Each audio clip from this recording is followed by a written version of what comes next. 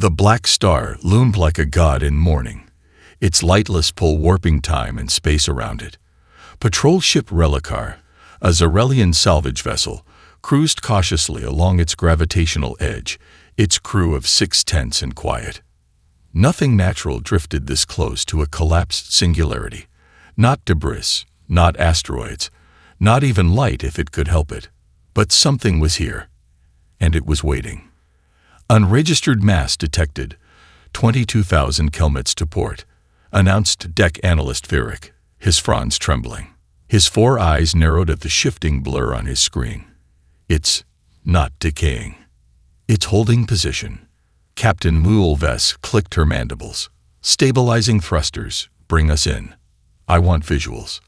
The image resolved slowly. It wasn't Zarelian. It wasn't anything they knew. Charcoal black hull plating rippled like liquid metal frozen mid-motion. Spines protruded from its underside, not like weapons, but like bones. The vessel had no identifiable propulsion array, no comms signature, and no visible access ports. Yet it bore unmistakable signs of violence. Melted scars, scorched armor, and puncture wounds far too precise for natural collisions. Dead, one crew member whispered. Or playing dead, Vess muttered. Standard protocol dictated immediate departure. Unknown tech, this close to a singularity, was almost always bait, an ancient pirate tactic. But there was something wrong about this wreck. Not dangerous. Deliberate. When they pulled it aboard the Relicar's hold, the lights dimmed. Engines hummed irregularly. The ship's AI, Zivra, registered over 400 unauthorized background processes, but found no cause. It labeled the anomaly. Contained. Technicians approached the vessel's hull with scanners. No response. No power signature. No signs of life. Then it pulsed. Once. Like a heartbeat. Energy spike, shouted Virik. Minimal, but controlled. A seam appeared along the side, splitting silently open into a narrow ramp. Darkness inside. No lights. No invitation. Just openness. It's giving us permission, Vess said. She didn't know why she said it. Inside, the walls were impossibly smooth. No weld marks, no seams, no screws or rivets. Light followed the crew, but not from fixtures. It seemed to emanate from the air itself, shifting as they moved.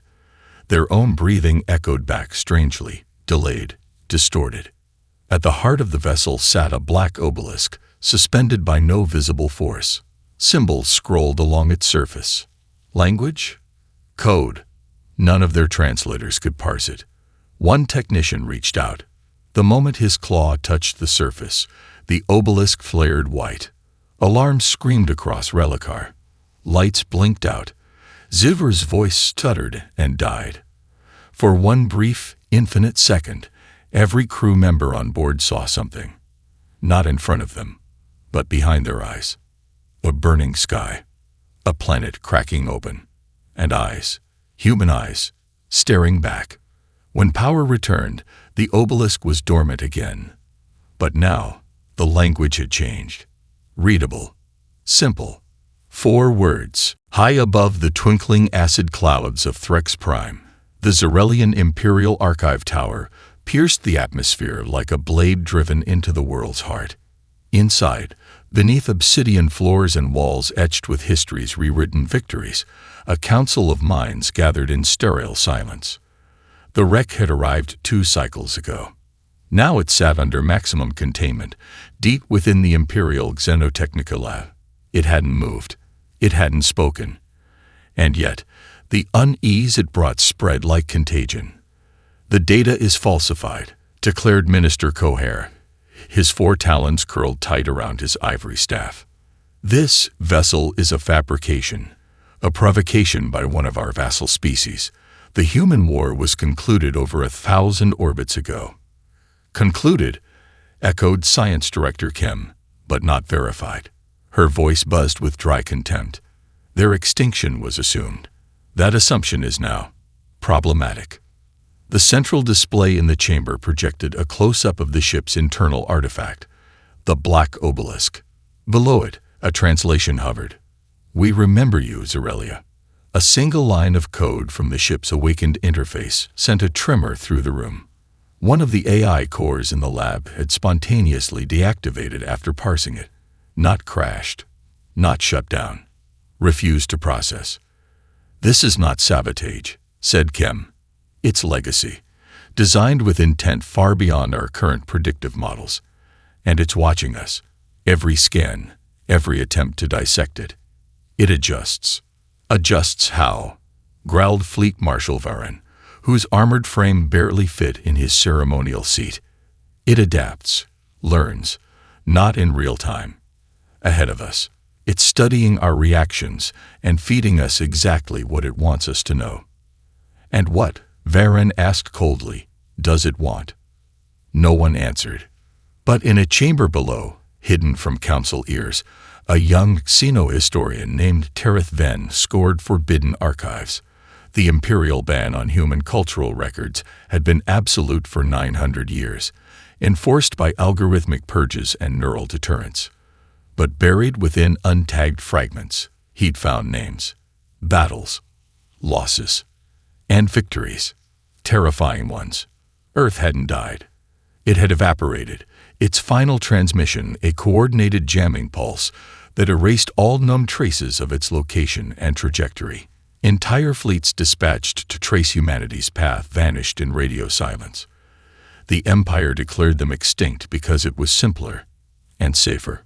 But one file remained, a final human fleet designation, UEST or KEV-7. Tereth matched the naming convention to the vessel recovered near the Black Star. The code lined up.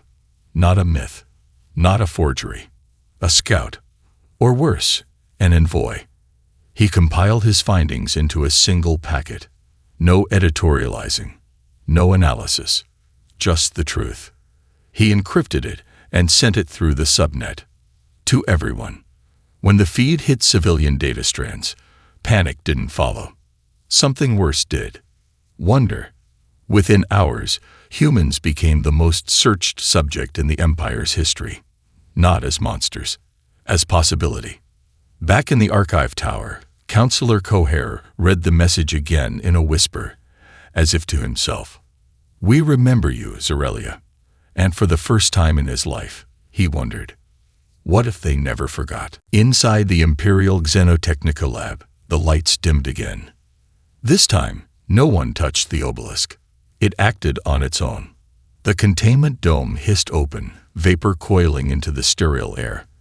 The artifact emitted a faint rhythmic pulse, not sound, but a sensation that rippled in the bones, like ancient drums calling soldiers to rise.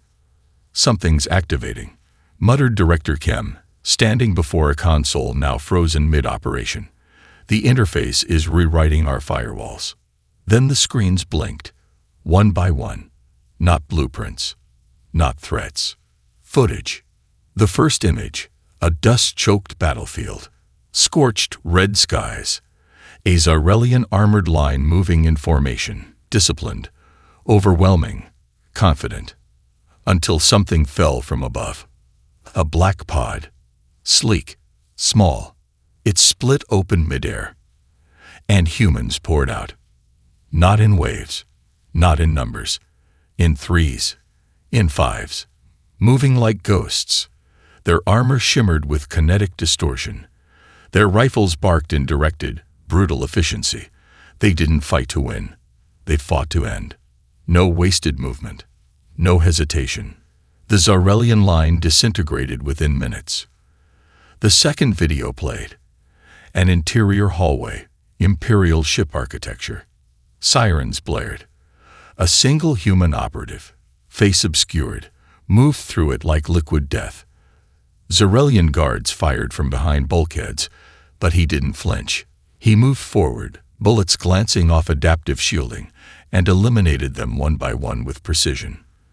The timestamp read, 996 cycles ago. Impossible. Director Chem leaned closer, jaw tightening. "It's not just battle footage," she said. "It's a catalog. This is historical evidence. tactical documentation, and propaganda, snarled Marshal Varen. But then the third recording loaded. No battle this time.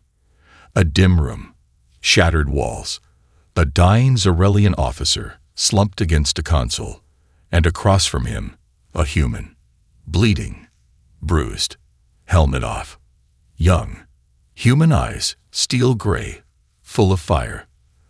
The man crouched beside the officer, unarmed, calm. "You think this ends with us dying in the dirt," the human said, "but you've misunderstood." He looked directly into the camera. "We don't rage because we're cruel.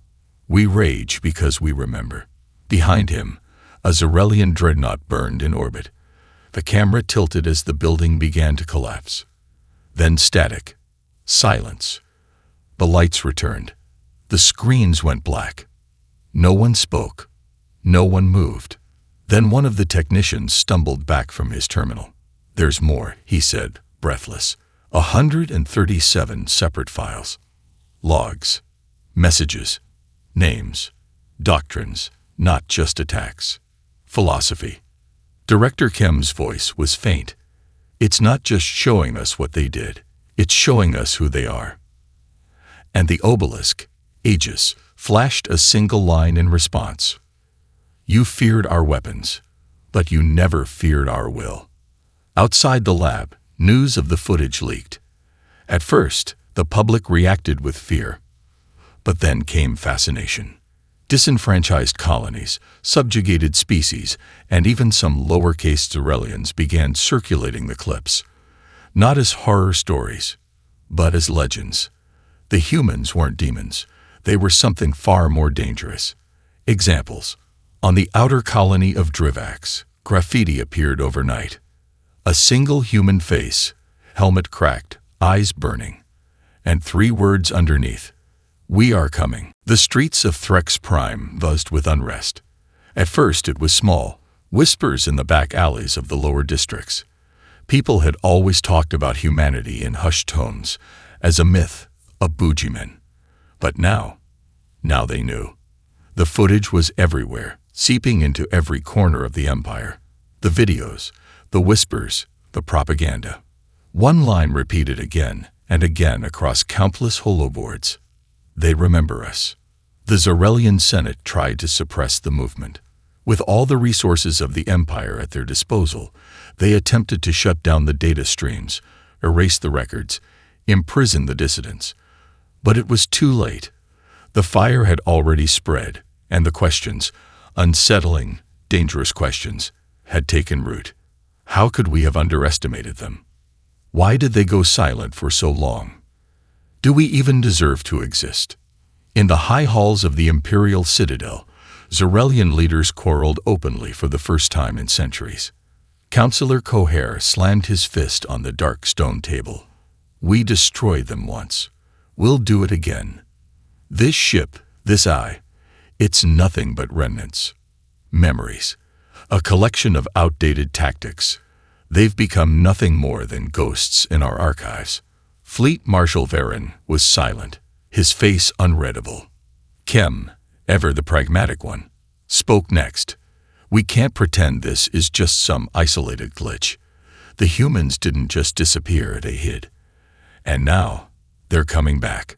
Her voice was cold, calculating. "We cannot afford to underestimate them again." Across the room, the holographic display flickered, showing human insignia. Small, simple, like the ones from ancient Earth. But now, they were everywhere, on Zarelian ships that had defected, on the walls of city streets, on flags waved by insurgents. A symbol of rebellion, of defiance. "We have more to fear than their weapons," Kem added, her voice growing firmer. "It's their ideas. They've been living and evolving without us for 1,000 years. They've learned things we haven't." Varen's voice cut through the tension. "The question is, what will they do? They're not just attacking us on the battlefield. They're attacking the mind of the Empire." And there was the truth of it. It wasn't just their ships or their tactics. The humans had resurrected the spirit of defiance in the Empire's heart. A sickness had crept in, and the people, whether through insurgent broadcasts or hidden pamphlets, were starting to ask too many questions. The Zarelians had never faced a foe like this, one that didn't just take aim at their fleets, but at their very identity. On the fringes of the Empire, the first wave of rebellions began to rise. On Drevax, the graffiti morphed into organized uprisings. Civilian cells, led by human operatives who had infiltrated Zarelian lines long before the ship had been found. These rebels had no fear. They didn't fight for land or riches. They fought for freedom, a concept alien to the Zarelians, but one that was spreading like wildfire. And it wasn't just Drevax. Resistance cells were emerging all across the Empire's outer colonies, each one more connected than the last. Each one inspired by the myth of humanity's resurgence. But one message stood out above all the others. We remember, and we're coming for you. The Empire was fracturing. It was happening more quickly than anyone could have predicted. The walls of Zarelian control, once impenetrable, were beginning to show cracks. And beyond those cracks, humanity, its presence in their minds and their hearts, was becoming impossible to ignore. On the world of Threx Prime, in the heart of the Senate chamber, Councillor Cohair stared at the latest report. "Rebellion spreading faster than we anticipated," he muttered.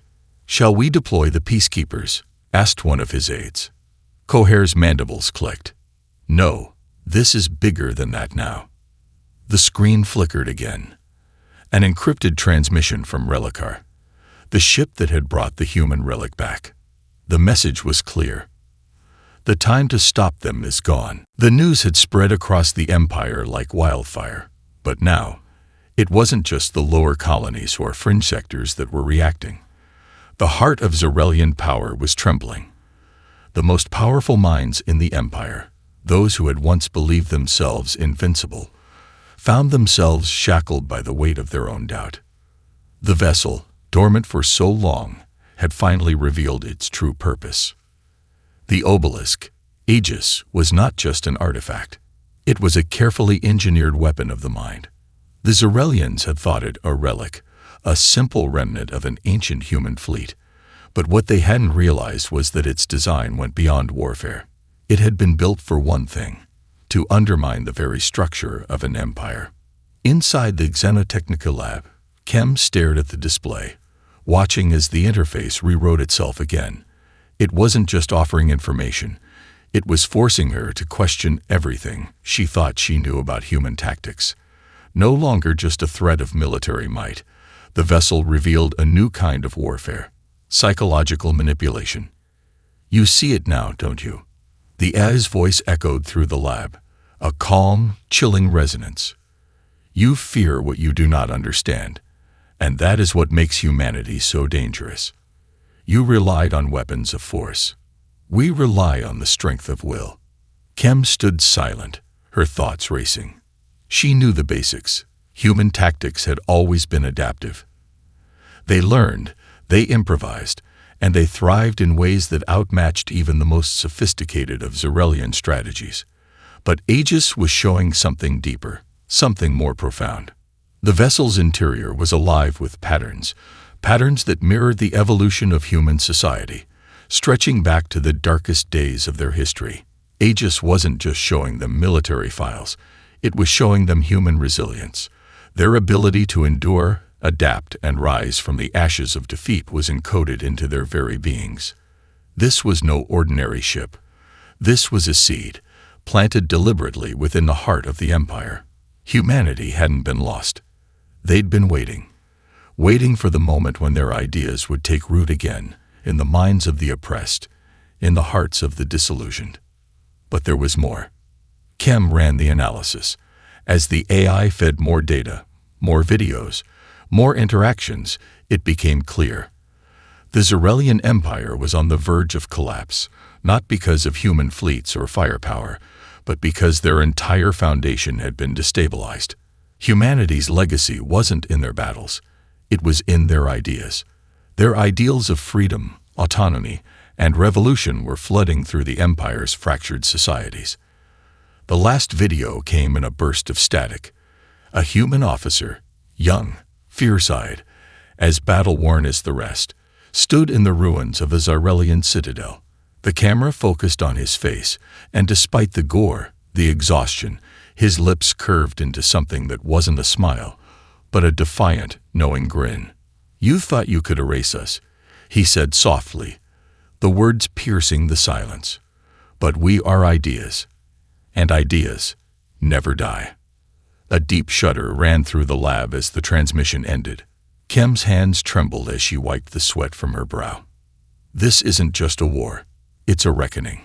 Elsewhere, across the Empire, the news spread faster than the authorities could control.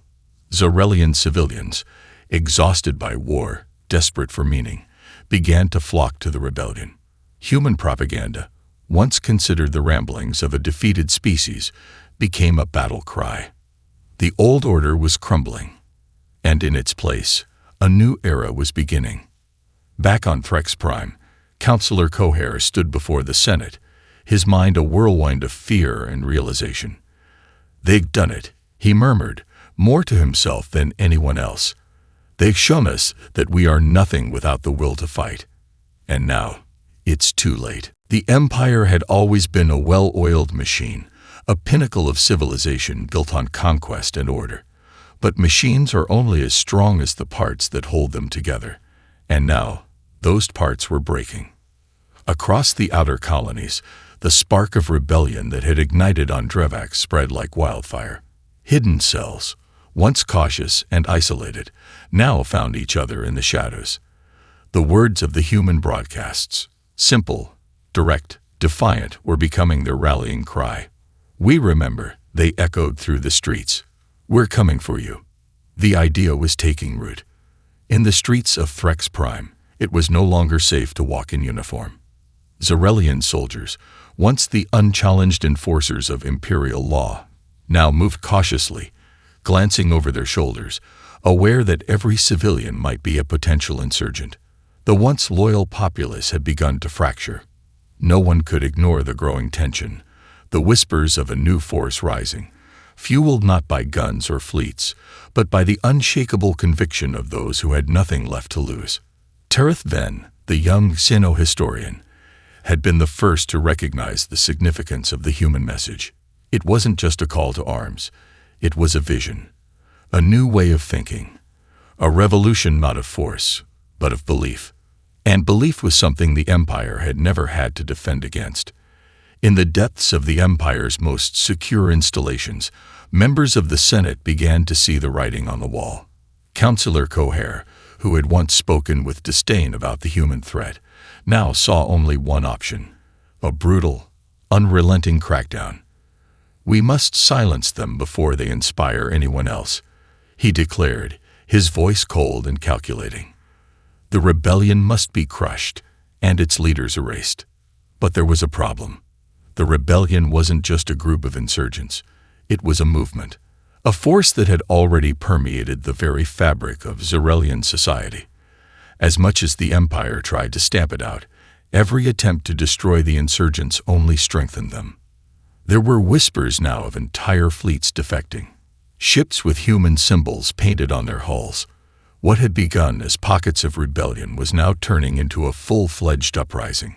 Back on Drevax, where the spark had first been kindled, an underground meeting convened in the heart of the capital city. It was a gathering of the most influential leaders of the rebellion, a mix of former Zarelian soldiers, civilians, and covered human operatives. Tereth Ven stood at the front, eyes ablaze with purpose. He held the encrypted data, the files he had risked everything to send to the Senate. "We've cracked it," he said, voice firm. "Humanity didn't just survive. They adapted. And now they're giving us the tools to break free. This isn't just about the human legacy anymore. It's about our legacy." One of the former Zarelian generals stepped forward, his armor battered from countless skirmishes. "It's more than that. It's about us. We've been fed lies for centuries, told we were superior, that our way of life was the only way.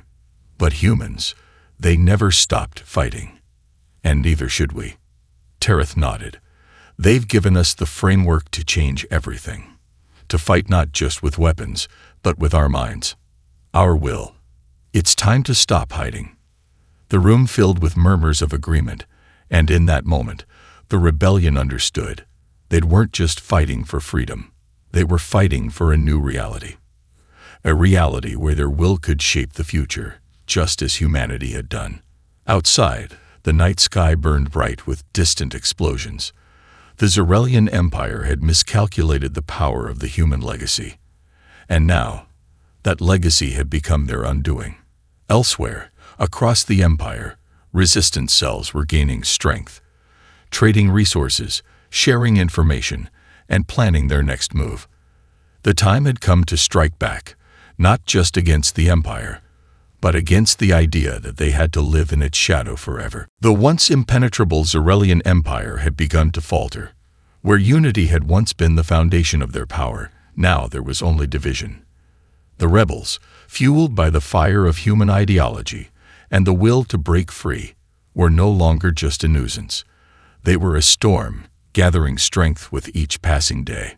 On Drevax, the resistance had grown into a well-organized force. Under the leadership of Tirith Ven and General Ilivar, a former Zarelian military commander, they had taken the fight directly to the Empire's heart. From sabotage operations to well-coordinated ambushes, the insurgents had managed to cripple key supply lines, hit Imperial convoys, and disrupt communication networks. But their true victory wasn't in the battles they fought. It was in the support they had gained from within the Empire itself. Across the Empire's outer colonies, public support for the rebellion was swelling. The once dominant Imperial propaganda machines, which had suppressed the truth about humanity and the rebellion's ideals, were now powerless to stop the tide of resistance. Word had spread. The idea of freedom, of self-determination, was no longer just a dream. It was becoming reality.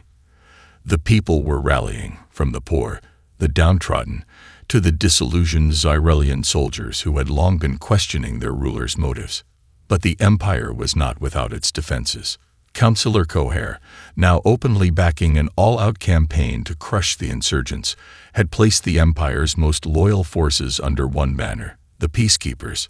These were the elite of the Empire, genetically engineered soldiers trained in every form of warfare, ready to stamp out any trace of rebellion. The Peacekeepers had never been deployed against such widespread resistance.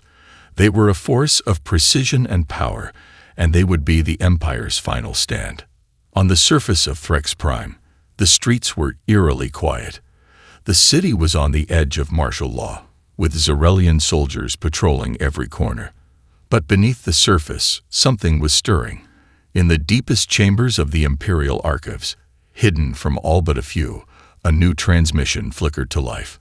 The source was unknown, the origin encrypted beyond recognition. Tirith Ven stared at the screen, his eyes narrowing as the words began to appear. The message was short, but its meaning was clear. The time is now. The rebel leaders had been waiting for this moment. It was time to strike at the heart of the Empire, to take control of the one thing that could turn the tide forever. The Zarelian capital ship, the Abyssal Eye. The ship, a gargantuan symbol of imperial power, was equipped with enough firepower to obliterate entire worlds. But it was also the key to the Empire's communication and command structure.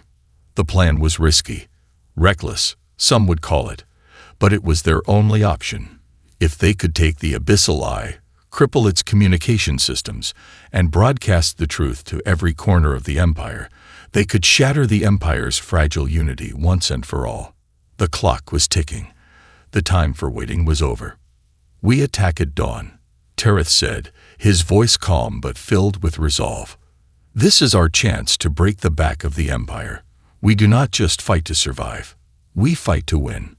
On the capital ship, Cohair paced in his war room, staring at the projections of rebel movements. His mind raced, wondering if this was it, the beginning of the end. He had underestimated the rebellion before, but this time he would make sure it was crushed before it could spread further. But in the deepest recesses of his mind, a whisper of doubt lingered. Could the Empire truly withstand a force born from the will of its own people, backed by the sheer force of humanity's spirit. As dawn broke over the horizon, the first wave of rebels took to the skies, their ships cutting through the atmosphere with deadly precision. The battle for the Abyssal Eye had begun. The Abyssal Eye loomed in the distance, its sleek, imposing form casting a shadow over the black expanse of space. It was the crown jewel of the Zarelian Empire, a colossal warship designed to crush any opposition, a symbol of their unshakable power. But now, it was the prize the rebellion sought, the key to their victory or defeat. Tereth Ven's fingers gripped the armrests of the command seat, his eyes locked on the tactical display. His breath was shallow, the weight of the moment pressing down on him. This wasn't just a battle. This was the culmination of everything the rebels had fought for. The end of an empire and the beginning of a new era. Ready for insertion, General Ilivar's voice crackled over the comms. The former Zarelian general had proven invaluable, his strategic mind guiding the rebels to this crucial moment. "Proceed," Tereth replied, his voice steady, though his heart pounded in his chest. They had done the impossible. The Abyssal Eye had been located, its movements tracked through a series of daring espionage operations. The plan was simple but perilous. Infiltrate the ship, disable its communication systems, and broadcast the truth to every corner of the Empire. The fleet of rebel ships, dozens of modified civilian vessels, and stolen military craft, ripped through the vacuum of space, headed directly toward the colossal warship. The Empire's defenses, though formidable, were spread thin. The rebellion had played its cards well, striking at key supply lines and keeping the Empire's military stretched across multiple fronts. For the first time, the Zarelians were caught off guard. They underestimated the rebels' coordination, their sheer will to succeed. The Abyssal Eye's massive weapons platforms began to light up as they targeted the incoming ships, but the rebels had anticipated this. They weaved through fire, using hit-and-run tactics, distracting the defenders and drawing their attention away from the primary objective. Phase 1 complete, Ilivar reported. "We're in position." A wave of satisfaction surged through Tereth, but it was fleeting. The hardest part of the mission was still ahead. The rebels were close to their target, but the Abyssal Eye was a fortress in space. Its halls were filled with hundreds of Zarelian soldiers, elite peacekeepers, and the Empire's most loyal officers. To succeed, they had to fight not only for their survival, but for the survival of their beliefs. The rebel boarding team, cloaked in stealth fields, slipped through the outer defenses and landed in the belly of the beast. Their mission was clear: disable the Abyssal Eye's command center and broadcast the truth. The fate of the galaxy rested on their success. Inside the ship, the air was thick with tension. The metallic walls hummed with power. The sound of distant footsteps echoed through the corridors. It wouldn't be long before the Zarelian forces realized the breach. "Take positions," Tereth whispered into his comm, his voice tight with anticipation. "We move fast. No mistakes." They advanced through the hallways, cutting down Zarelian soldiers with cold efficiency. The rebels were a blur of motion, precise, relentless. They fought with a fervor that could not be matched, not by superior numbers, not by weapons, but by something far more potent: belief. But the deeper they went into the ship, the more resistance they encountered. The Zarelian peacekeepers, genetically enhanced and bred for battle, had begun to mobilize.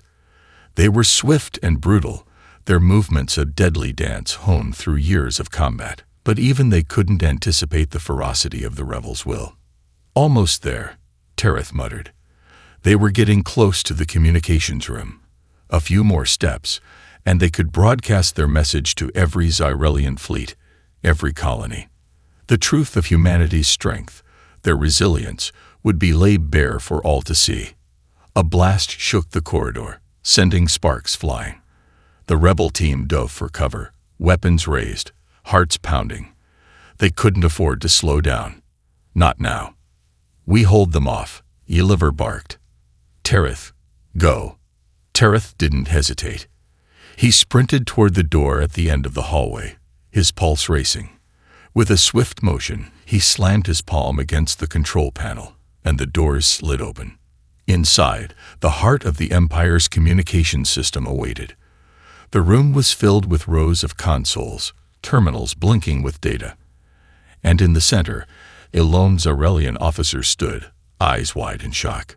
"You can't," the officer whispered, his voice trembling. "If you do this, everything will fall apart."